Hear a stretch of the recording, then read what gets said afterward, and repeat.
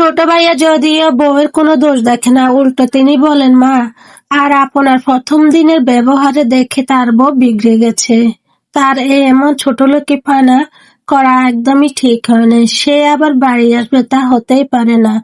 তার বউয়ের অসম্মান মানে তারও অসম্মান।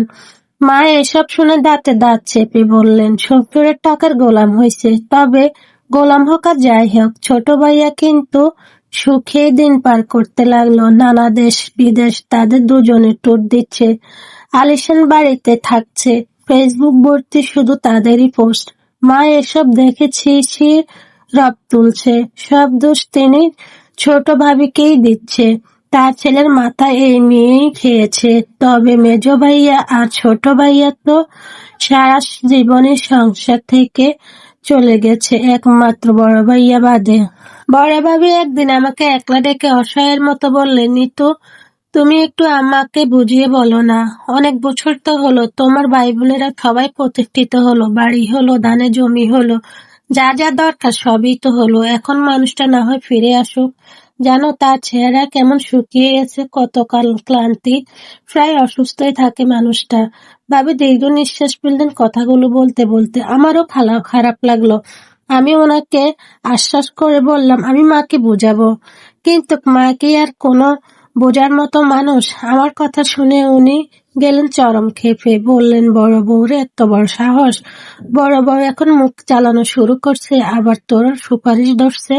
মুখ চালিয়ে কি পরিণতি হয়েছে বাকি বউদের, ও কি দেখেনি নাকি ওরও চরম স্বাদ জাগছে বাড়ি থেকে বিতাড়িত হওয়ার জন্য? একদম গায়ে ধাক্কা মেরে বের করে দেব যদি আমার ভোলাভালা ছেলের কানে বিষ ঢেলে তো। আমার খানিকটা বিরক্তই লাগলো। বললাম, মা এত চেঁচাচ্ছ কেন?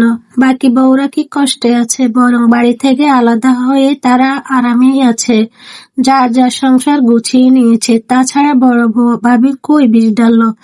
এটা তো আমারও কথা। ভাইয়া তো যথেষ্ট খেটেছে, আর কত। এখন তো তোমার সব ছেলেরাই ইনকাম করে, তিনজন মিলে আমাদেরকে অল্প স্বল্প করে দিলেই তো আমাদের সংসার ভালোই চলবে। ভাইয়াকে বিদেশে থাকতে হবে কেন? চুপ কর মেয়ে, তুই কি বুঝিস? অল্প স্বল্প ভিক্ষা নেওয়ার জন্য ছেলেদেরকে কষ্ট করে ফেলেছি। আর তোর কি এখনো বিয়ে হয়েছে? তোর বিয়ে দিতে হবে না? তোর বড় ভাইয়া দায়িত্ব নিতে হবে না? দুমদাম করে বিয়ে দেবে না তোকে? সারা জীবন কি মায়ের ঘাড়ে থাকবি? আমি আর কথা বাড়ালাম না। কি দরকার খামোখা গালাগালি শুরু করবে? এরপর মা বাকি দুই ভাইয়াকে খবর দিয়ে আনলেন বাড়িতে।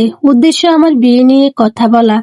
মা একটা পাত্র দেখেছেন, ছেলে সরকারি চাকরিজীবী, পারিবারিক অবস্থাও ভালো। সব শুনে মেজো ভাইয়া বললেন, ছেলে ভালো হলে তো আমার কোনো আপত্তি নেই, এখন নিতুর মত আছে কিনা সেটাই হচ্ছে মেন কথা। মা বিরক্ত হয়ে বললেন, ওর আবার কিসের মত? যাই হোক, ছেলেকে কিছু টাকা পয়সা দিতে হবে, তাছাড়া কিছু উপহার। বুঝি সে তো সরকারি চাকরিজীবী ছেলে।